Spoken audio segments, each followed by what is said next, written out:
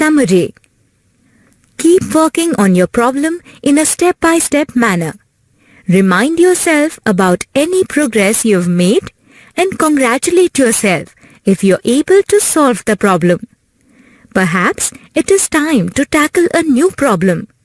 Have a look back at your problem list. What should you try to work on next? Follow the steps of problem solving we have worked on and record your results. First, identify problems you are facing and write them down. Second, choose a problem you want to solve from your list. One that you feel is doable, smart, and write it down. Third, think about all the possible solutions to the problem and write them down, no matter how unlikely the solution seems. Fourth, choose a solution. List the advantages and disadvantages to help you decide. Fifth, make it happen. Carry out your chosen solution.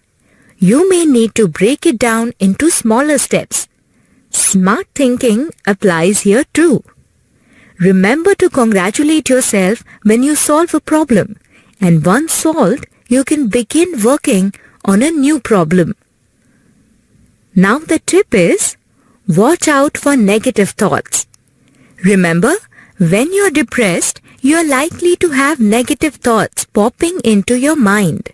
When you think about solving this problem, are you having any negative thoughts? If so, write them down. Then evaluate them. Use the skills you worked on in the last section.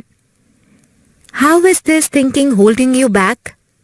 Try to weigh up the problem and your ability to solve it in a fair and realistic way. Thanks.